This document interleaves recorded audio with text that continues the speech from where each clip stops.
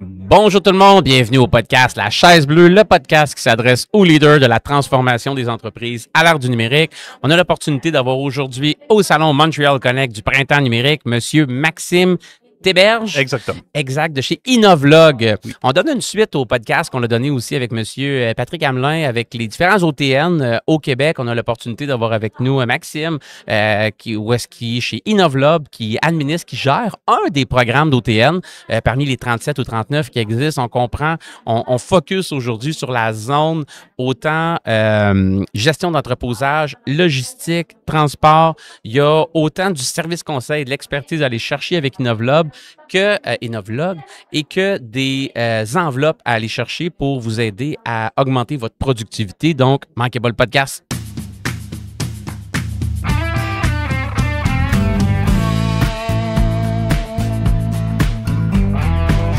Donc, Maxime, Oui. Comment vas-tu, mon cher? Très bien, toi? Excellent, numéro 1. Merci beaucoup de t'asseoir avec nous. Ça te fait plaisir. On s'est rencontrés, on est voisins de kiosque Oui. aujourd'hui au 6e étage, dans cette magnifique journée. Très bel endroit. Oui, exactement. Bel événement aussi.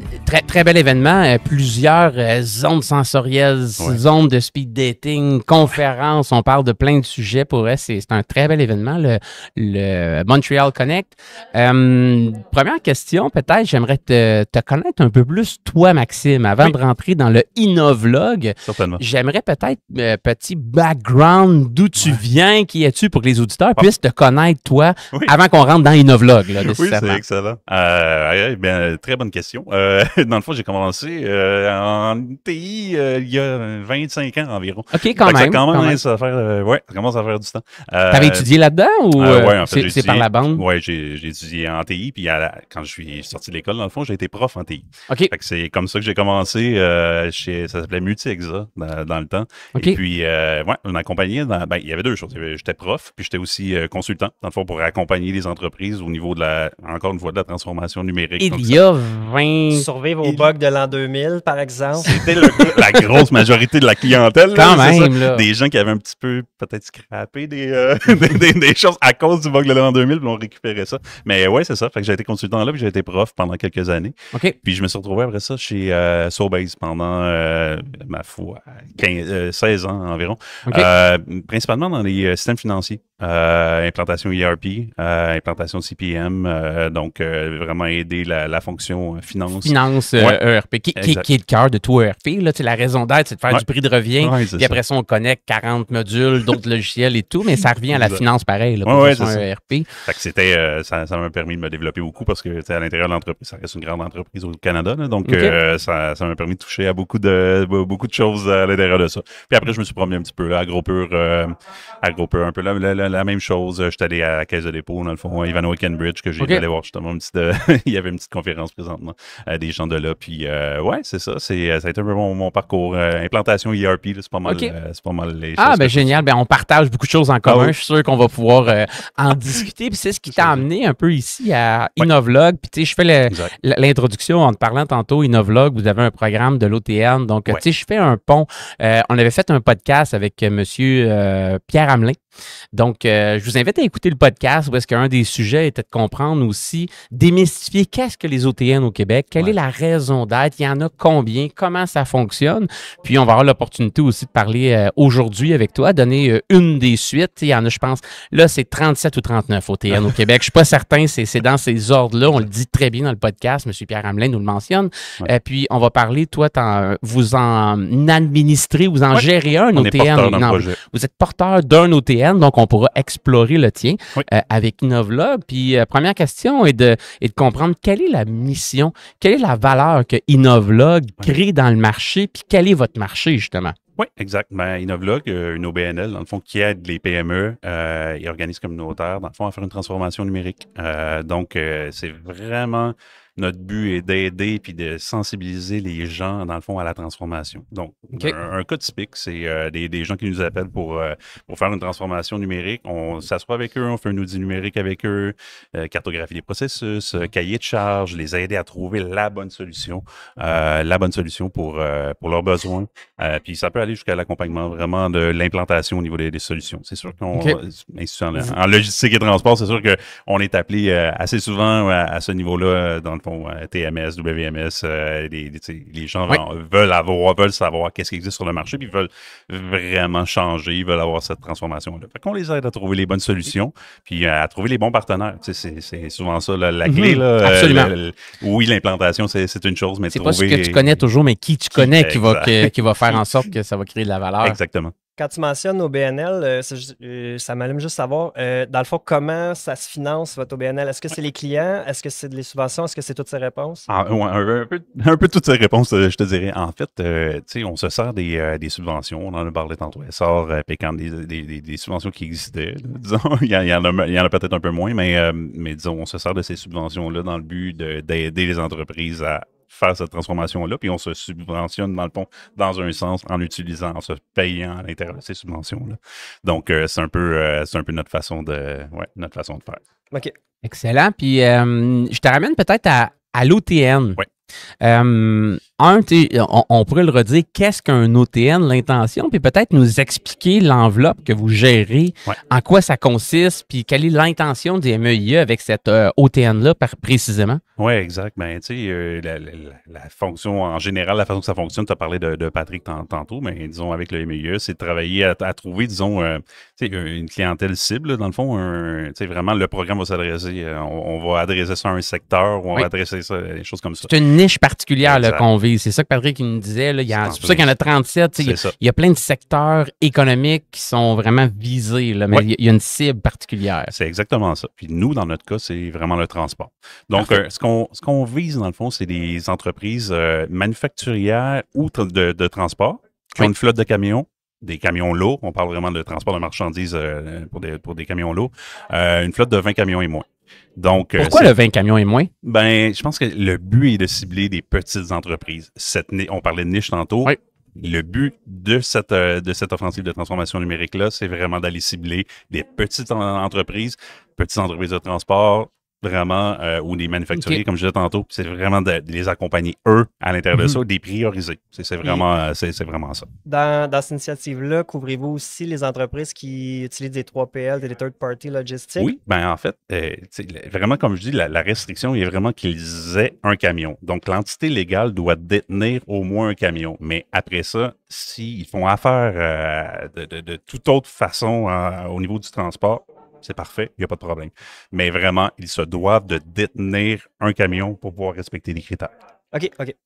Puis, c'est sûr qu'on pense à un transport Morneau. Ouais. On pense à un groupe Nadeau, un transport Bourassa. On oublie ça, ce n'est pas fait pour eux. Non, exact. Mais, imaginons un manufacturier. Oui. 20 millions de chiffre d'affaires dans un secteur, mettons, les portes et fenêtres. Oui, exact. J'ai une flotte de 4 camions, mettons. Fait que là, je pourrais être éligible. Ouais. Quelle est la valeur que cette OTN-là que vous gérez va créer dans mon entreprise? Qu'est-ce que vous allez me rendre comme service si je suis dans la pause cet entrepreneur-là? Il y a plusieurs possibilités. Là. Le premier cas, c'est un peu ce que je décrivais tantôt. C'est quoi l'intervention typique? Là? La première chose, c'est un audit. Donc, on rencontre les gens puis on fait un audit avec eux pour aller voir vraiment l'ensemble de leur entreprise. On parle des systèmes comptables jusqu'à système de transport. Là. On fait le tour au complet de toutes les possibilités. Puis quand tu dis on fait le tour, qu'est-ce que vous faites concrètement? Vous allez faire des entrevues. Vous allez benchmarker les systèmes utilisés, la robustesse des processus d'affaires. Vous allez... C'est un peu tout ça. Je vais juste mettre une petite précision quand je dis on va faire. C'est pas nous. C'est pas nous qui allons les faire. C'est les collaborateurs qu'on va faire. Parce que nous, on est porteurs du projet. Nécessairement, c'est pas nous qui allons faire les interventions. Moi, ce que je fais, c'est que je rencontre les clients. Je les mets en contact avec nos collaborateurs. On parle de CGI, Conseil 2.0, Groupe GCL. GLM Conseil, éventuellement. Oui, c'est ça! On va mais une affaire à la fois. Après le podcast. Absolument. Mais disons, donc, eux, ce qu'ils font, c'est vraiment tout ce que tu as décrit. Dans le fond, c'est vraiment d'aller Est-ce que c'est votre méthodologie de travail que vous imposez aux partenaires ou les partenaires ont quand même leur savoir-faire qui apporte... C'est ça qui est important. Les gens ont leur façon de faire. On ne veut pas leur enlever. Je suis content de l'entendre. Ça, c'est vraiment un bon point. Là. Exact. On ne voulait pas faire justement d'autres programmes qui existent qui, dans le fond, imposent beaucoup de choses. Mais on se dit, on enlève vraiment l'expertise des gens pour aller faire ce travail-là. Donc, non, on laisse cette latitude-là. La seule affaire, on encadre ça parce que ce qu'on veut faire, c'est d'avoir un audit qui va couvrir beaucoup de thèmes. Donc, ça va être le côté vraiment opérationnel, ça va être le côté des solutions, ça va être le côté environnemental. Vous touchez au côté environnemental aussi, Oui. j'adore ça. Exact. Dans ma conception du 4.0, l'aspect environnemental en fait partie. Exact. Moi, je fais partie de la gang qui croit que le 5.0 ne devrait pas exister, que c'est une invention du marketing, puis que le 4.0 plus. Alors, ça, c'est complètement une aberration. Là. Une révolution industrielle, ça ne se fait pas à l'intérieur de 4 ans. Là. Mais non. On est dans le 4.0, dans ma tête, puis ça, c'est une opinion, c'est ce qu'on appelle à la chaise bleue la technique du ressenti. Ouais. C'est pas une étude scientifique. Dans ma tête, ça va durer encore les 10-15 prochaines années, le 4.0, puis l'aspect environnemental en fait partie. Je suis hyper content. Qu'est-ce que vous faites à ce niveau-là? Ben, On n'ira pas faire des calculs d'empreinte carbone puis des choses capotées. Là. Mais il peut y avoir des choses très simples, là, des capteurs sur des camions, à savoir de la consommation d'essence. Tu vas savoir que tu vas avoir une réduction. Fait que, c'est des choses ça n'a pas besoin d'être compliqué dans les choses. On veut vraiment faire des interventions qui vont cibler des besoins clés, mais pas nécessairement quelque chose qui va révolutionner le monde en une intervention. Allons-y petit pas par petit pas. Fait que, juste ça, c'est un exemple. C'est des capteurs, des éléments, c'est quelque chose qui peuvent être facilement implantés, puis les gens peuvent trouver leur compte avec ça. J'avais déjà vu les analyses d'huile aussi des camions pour réduire, parce que c'est quoi, un 45 gallons d'huile qui rentre là-dedans, puis ils se sont rendus compte qu'ils changeaient l'huile 4 fois trop souvent. Là, c'est ça. Exact, la maintenance. La maintenance des camions, tout ça, c'est un très bon point. Ce qui est le fun, c'est que des fois, l'environnement, ça coûte cher à respecter, puis dans ces cas-là, c'est le contraire. Ça fait ça. Tout le monde gagne. Là. On pollue moins, puis on dépense moins. C'est le jour où les gens comprennent que l'écologie, ça rime avec économie. Oui. Ça vient de pair ensemble. On le voit de plus en plus. Fait que tu as une action qui a un impact sur les deux côtés, sur le portefeuille de l'entrepreneur, ses coûts d'opération et l'impact environnemental et s'ensuit automatiquement. Fait que c'est une des choses auxquelles vous êtes sensible. Vous avez certains requis qu'on se doit de déceler certains niveaux de maturité. C'est ça. Vraiment dans le palier 1. Fait que nous, on le voit, il y a 2 paliers. Il y a un palier au niveau de la subvention qui est un 70% dans le fond, qui est couvert, puis un palier 2 qui est un plus au niveau du déploiement, qui est 60% qui est couvert à ce moment-là. Fait que palier 1, c'est seulement bilan. On n'a pas nécessairement un plan de match à accomplir. Oui. On inclut le plan de match à l'intérieur de l'outil. Génial. Ce qu'on veut, c'est que dans le fond, l'entreprise finisse avec un plan de match. À partir de là, ça sera à eux de décider c'est quoi les priorités de ce plan de match-là. On va leur faire des recommandations. Dans le fond, les collaborateurs vont faire des recommandations, mais c'est à eux vraiment de cibler leurs priorités. Puis dans le fond, le deuxième palier, c'est vraiment le déploiement. On veut déployer cette recommandation-là. Donc, est-ce que c'est l'implantation d'un ERP, d'un système GMAO? Est-ce que c'est un TMS? Est-ce que c'est des choses qui sont beaucoup plus WMS, un Asset Management System, name it, il y en a plusieurs. Tout est là. Puis au niveau des aides comme telles, pour la portion 1 et la portion 2, tu m'as donné des pourcentages, 70 et 60%. C'est des enveloppes de combien est-ce qu'une entreprise peut recevoir? Dans le fond, le premier palier, c'est une enveloppe de 15 000 donc qui est couvert à 70%. Donc, l'entreprise, la contribution d'entreprise est de 4 500 $. Donc, c'est quand même intéressant. Ça reste un 10 500 $ qui est couvert par la subvention. Au niveau du deuxième palier, c'est 30 000 $, dans le fond, les frais admissibles. Oui. Donc, à 60%. Donc, on se retrouve avec un 1 800 $, dans le fond, de couvert au niveau de la subvention. Donc, un 12 000 $ pour les entreprises, pour la contribution entreprise. Fait que quand même, ça donne un bon premier coup de main pour partir le tout. Là. Puis, ça donne un bon coup de main, mais en plus, c'est qu'il y a des entreprises qui ont des besoins qui ne sont pas nécessairement un besoin justement d'un ERP qui va coûter 500 000 $. Il y en a qui ont des besoins avec un 30 000 $. Ils peuvent faire vraiment beaucoup de choses pour leur entreprise. Absolument. Je tiens à dire, ce n'est pas la solution à tous les problèmes, implanter un ERP. Non, c'est pas tout le temps ça la bonne chose à faire. Là. Non, vraiment. on a une phrase chez GLM où ce qu'on dit souvent, c'est un ERP, c'est pas un besoin stratégique, c'est pour combler, c'est pour aider, assister aux besoins stratégiques. Le comment et le pourquoi. Ça m'amène à une question. Moi, on a parlé des prérequis. Bon, c'est le moins de 20 camions ou 20 camions et moins. Est-ce qu'il y a d'autres prérequis? Est-ce qu'il faut qu'il y ait un plan stratégique avant ou non. C'est vraiment à l'intérieur de l'Audi, on va conseiller d'avoir un plan, de bâtir ce plan stratégique-là. Mais pour vraiment, la notion de critères, là, si je me concentre au niveau des critères, c'est vraiment les 20 camions. Il faut que ça soit comme on disait, avoir des camions lourds. Ce qui n'est pas pas admissible, c'est vraiment des neigeurs, je pense qu'on en avait parlé. Des ménageurs qu'on a parlé. Des ménageurs, des neigeurs, les petits colis aussi, tu sais, le commerce électronique, les Amazon de ce monde, quelque chose comme ça. C'est couvert par d'autres programmes. Il y a un programme PME Montréal là, qui est utilisé pour ça, donc on veut pas dédoubler les choses. Donc, c'est les critères des organismes publics. Oui, exactement, c'est ça. Donc, la marchandise vraiment est couverte à l'intérieur de ce programme-là. Ça fait combien de temps que l'OTN roule, fonctionne? Ben en fait, officiellement, là, on l'a lancé mi-septembre. On a fait notre... 2024, c'est tout nouveau, tout chaud encore. Là.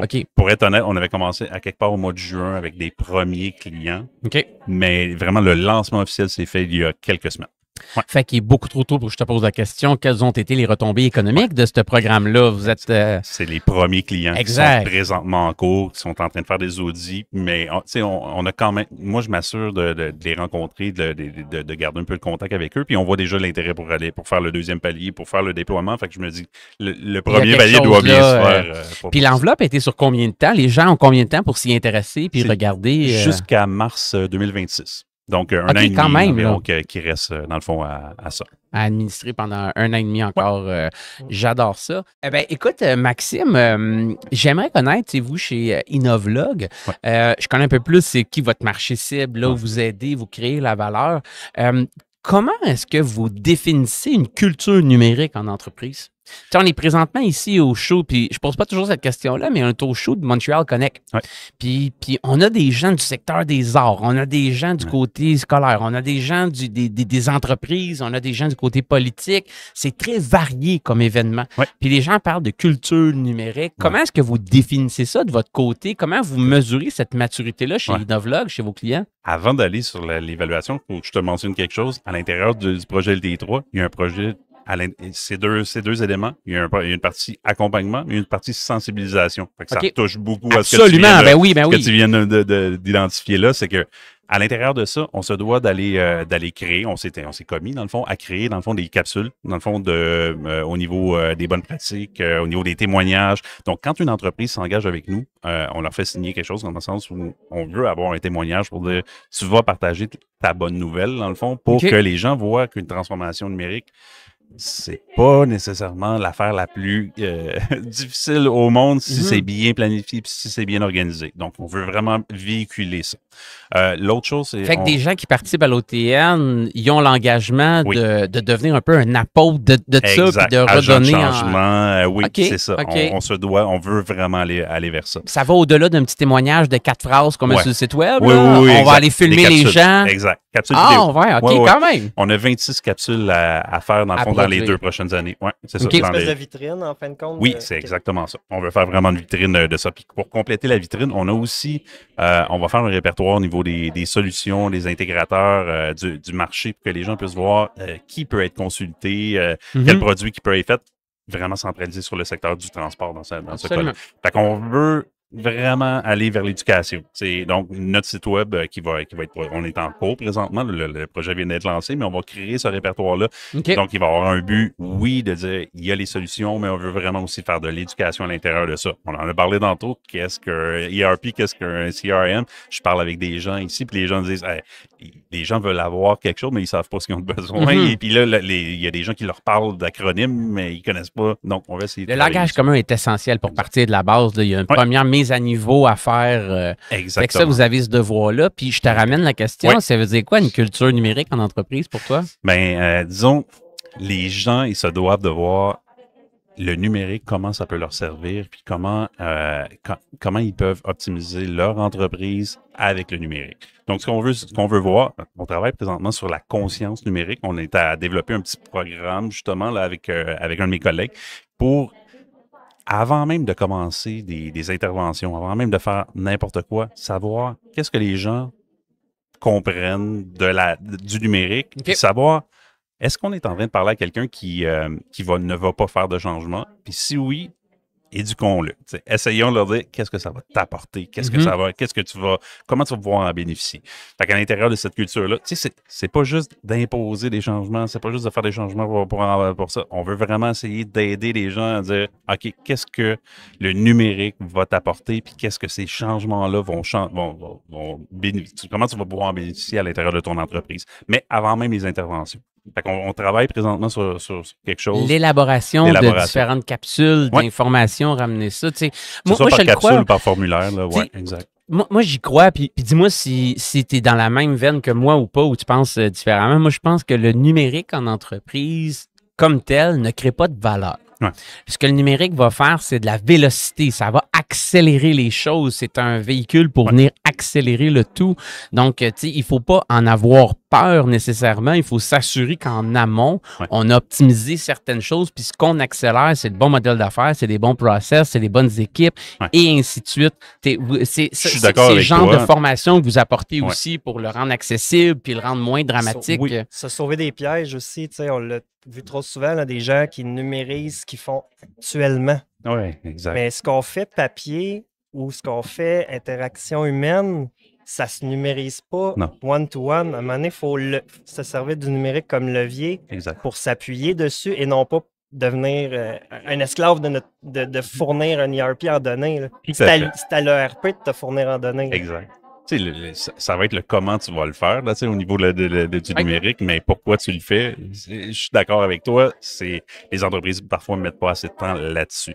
Puis on va le voir, si on parle de numérique, on l'entend là, avec l'IA, là, on l'entend, les gens sont OK, c'est un produit, je l'utilise pas. Non, avant tout ça, réfléchissons sur qu'est-ce que tu as besoin, comment tu veux le faire. Où s'en va ton marché, quel est ton élément différenciateur à toi sur le market. Et puis après... L'IA va travailler avec ta donnée pour pouvoir le faire, mais c'est un support. Fait que le numérique, je suis parfaitement d'accord avec toi. Là, le numérique va compléter ta vision, va compléter ta mission. Mais c'est pas, là, dans le fond... c'est pas une fin en soi, c'est un véhicule qui va accélérer les choses, mais il faut que le reste soit là. Qui devrait être en charge dans une entreprise de cette culture-là numérique? Qui devrait prendre ce chapeau-là, selon toi? Ouais, bonne question. C'est sûr, ça peut être différent d'une business à l'autre aussi, peut-être. Oui, tout à fait, mais je pense que le côté exécutif a vraiment un poids énorme parce que les gens vont regarder un peu le modèle, là, dire si lui le fait, moi aussi je vais le faire. Donc, je pense que si ça peut venir de l'exécutif en disant OK, nous, on embarque là-dedans et on veut vous permettre de faire d'expérimenter, vraiment d'aller tester des choses, de ne pas avoir peur de faire des erreurs. C'est un gros commitment pour l'exécutif d'amener ça aux employés. Et je pense que les entreprises qui vont faire ça vont en bénéficier grandement parce qu'ils vont faire les employés vont se sentir plus connectés, dans le fond, ils vont se sentir plus impliqués. Ils vont voir que, OK, si j'expérimente des choses, mais je vais voir les choses on va pouvoir trouver de nouvelles solutions, on va pouvoir être plus innovant. Puis à l'intérieur de ça, le numérique va en faire partie. Puis ils vont pouvoir faire des transformations numériques beaucoup plus complètes. Dans le domaine des transports, parce que c'est pas un domaine qu'on utilise, qu'on est beaucoup là, justement, dire une compagnie qui part, là, ils utilisent les courriels, ça, mais ils ne sont pas numérisés. Là. Combien de temps, vous autres, vous voyez en général l'implantation d'un ERP de A à Z? Puis on parle d'une compagnie qui se commet, là, pas quelqu'un qui le fun de side et qui ne met pas de ressources. Mais... Ça va dépendre vraiment de la grosseur de l'entreprise, puis ça va dépendre vraiment de ce qu'ils veulent faire. Là, comme la notion de volume de données, des choses comme ça. Fait que c'est très dur à dire comme chose, mais je pense qu'en quelques mois, tu es capable d'avoir quelque chose de très intéressant. Après ça, si on parle d'une entreprise qui a, je vois 200 millions de chiffre d'affaires, on va parler probablement plus de quelque chose comme qui va tourner alentour d'une année. Là. Dans l'année au complet, on va pouvoir faire une revue des processus, savoir qu'est-ce qu'on a besoin de changer, puis à l'intérieur de ça, faire cette implantation-là. Je pense que c'est plus réaliste. À l'intérieur d'une année, c'est quand même rapide. Oui, mais comme je te dis, le but n'est pas de dire je vais avoir un changement complet. On parle d'une implantation ERP, mais est-ce que je vais avoir tous mes modules à l'intérieur de mon ERP? Non, ça ne sera pas le cas. Ça ne sera pas à l'intérieur d'une année. Mais il n'y a rien qui empêche, par contre, dans une année, d'aller mettre en place les bases pour que dans les années subséquentes, tout peut être implanté. C'est un peu ça que je pourrais dire. Mais il y a des entreprises, on peut parler de compagnies de transport où ils sont 12, quelque chose comme ça. Fait qu'à l'intérieur de ça, ça sera pas une implantation de 4 ans là, à l'intérieur de ça. On va être capable de mettre en place des choses qui sont quand même assez rapides, des quick wins où est-ce qu'ils vont pouvoir vraiment bénéficier de beaucoup de choses. Fait que là, on ne parlera pas d'une année. Fait que ça va vraiment avec J'imagine, c'est ça, quand on arrive à mettre des outils numériques qui libèrent du temps aux gens en plus, là, ça devient exponentiel ou ce que le reste de l'implantation va de plus en plus vite. C'est en plein ça. C'est exactement ça. Dès que tu as tes bases, après ça, tu es capable de monter beaucoup plus rapidement, de faire les intégrations. Vraiment, on est capable d'avoir de belles choses. Puis, on parle du transport, puis on parle de la logistique, mais nous, quand on fait les interventions, on touche un peu à tout. C'est sûr qu'il faut que ça soit interconnecté, les éléments. Là. Donc, nécessairement, on va parler du système comptable, comme on va parler de la gestion documentaire. Le dispatch, le suivi des camions, les bons de livraison, peu importe, il y en a beaucoup. Le paiement, fait que, c'est ça, c'est exactement. Fait que ça peut être... excuse-moi. Oui, touchez-vous à l'optimisation de route puis tout ça aussi en phase 2, mettons? Ou... Oui, exactement. En phase 2, si l'entreprise a déjà un gros... comment je pourrais dire, elle a déjà son marché qui est fait, elle a déjà des systèmes qui est fait, on peut commencer directement avec eux là-dessus. Donc, le projet, dans le fond, de la transformation, le niveau de maturité, les gens peuvent commencer vraiment très bas, mais il y en a d'autres qui peuvent commencer dire, c'est ça mon besoin, c'est vraiment la transformation au niveau de l'optimisation des routes. Ben, parfait. Souvent, c'est le step 2, parce que souvent, les compagnies de transport, c'est au dispatch que tu fais de l'argent ou pas. Tu veux pas qu'un camion vide se promène. Non. Faut que tu fasses des... je vais shipper puis je ramasse en même temps. Faut que tu jumelles tes routes, tes chauffeurs, la dynamique est là pour faire de l'argent à la fin du mois ou à la fin de la semaine ou à la fin de la journée ou en perdre. Là, ça, c'est possible aussi. Exact. Est-ce que la maturité des entreprises de 20 camions et moins que vous rencontrez jusqu'à l'heure actuelle, elle est là déjà ou c'est pas mal tout dans la tête d'un gars qui s'appelle Frédéric, mettons, qui est au dispatch puis que lui, là, il est comme tac, tac, tac, tac, tac, puis si lui, il est malade, ça tombe un peu. C'est surtout le deuxième cas. C'est surtout le deuxième cas. Oui, exact. Les gens qui nous contactent, c'est vraiment... Comme la subvention est faite sur les 20 et moins, là, dans le fond, les 20 camions et moins, c'est vraiment des petites entreprises qui n'ont pas beaucoup de moyens nécessairement. Puis pas beaucoup de connaissances dans ce niveau-là.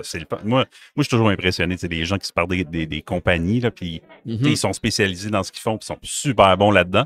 Mais ça demande un gars, de lancer en affaires. C'est un don de soi au début, là, c'est clair. C'est comme avoir un enfant. Non, c'est ça, au exactement. Début. Là. Puis sans connaître toutes les étapes d'une entreprise. Puis c'est ça que je trouve vraiment intéressant. En tout cas, moi, j'adore ça, de rencontrer une entreprise, aller les voir, puis voir ses besoins-là, puis de dire hey, nous, on est capable de t'aider là. Toi, tu es vraiment bon dans ce que tu fais dans cet élément-là, mais nous... Mais tu n'as pas besoin d'être expert dans tout. Il y en a d'autres. Tu sais, savoir bien s'entourer, c'est un des éléments clés de la réussite, ça, c'est certain. Exactement. Je lâche un petit peu l'OTN. On revient à exactement, Innovlog. Vous avez des ressources à l'interne. Vous avez combien de personnes à l'interne? Ça tourne en entour 25, des OP, on est 30. Là, ça même. dépend à l'intérieur de l'année. Puis on a, je décris un petit peu Innovlog, là, en gros, on a un groupe d'aide technique qui font des accompagnements. Exactement ce qu'on a décrit depuis le début du podcast. Ça, c'est divisé en deux. On a un groupe qui est vraiment transformation numérique, puis on a un groupe qui est logistique. Dans le fond, des experts de la logistique, des transports, là, des façons de faire, de la métaux. Parce qu'on voit que les gens, justement, ont des besoins autres que la logistique comme porte d'entrée, mais on se rend compte en analysant avec eux que, ça, c'est assez, mais tu as d'autres besoins aussi. C'est interconnecté, anyways, c'est une suite logique. Là. Fait que nos deux groupes travaillent là-dessus pour vraiment combler les besoins. Puis on a des gens de toutes sortes. Moi, j'ai travaillé surtout sur des systèmes financiers dans mes années Soulbase, comme je disais tantôt. Il y en a d'autres, c'est plus au niveau du CRM, exemple, la relation client. Donc, on a des experts qui sont différents chez Innovlog qui permettent justement d'avoir une expertise de ces gens-là. Fait qu'on a ça, puis on a un groupe de recherche et développement.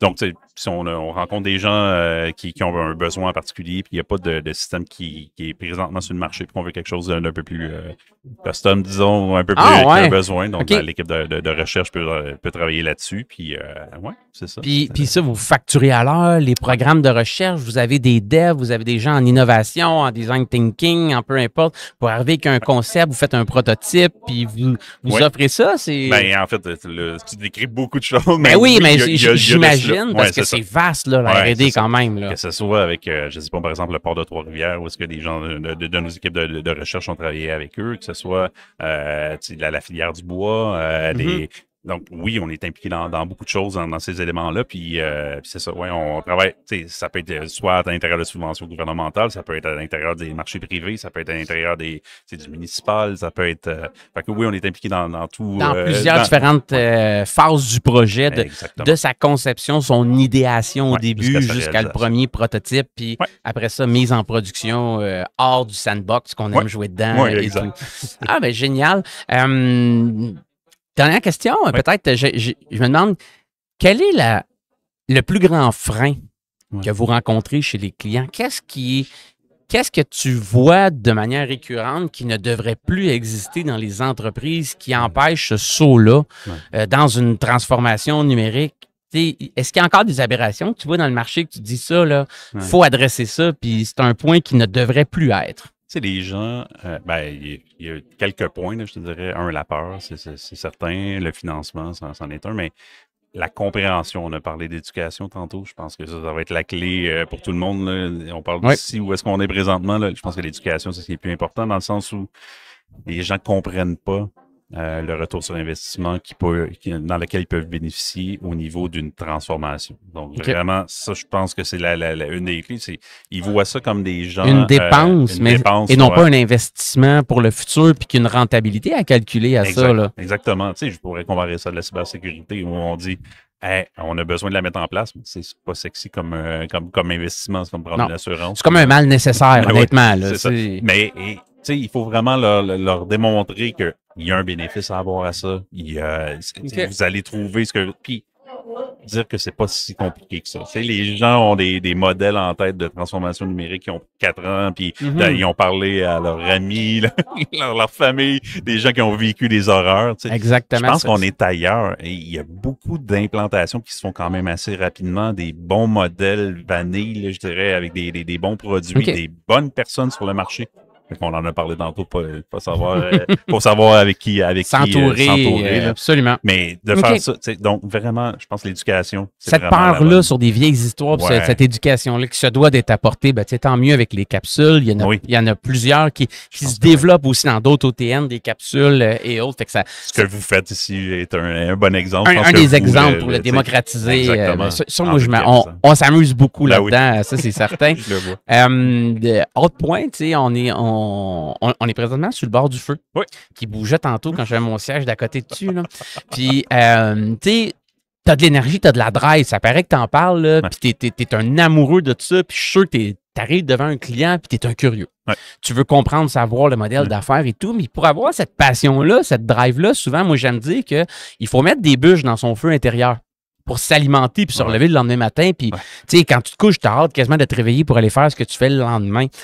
Qu'est-ce que toi, tu fais, Maxime, au day-to-day pour alimenter ton feu intérieur? As-tu des rituels, des choses que tu aimes? Je suis assez autodidacte dans la vie.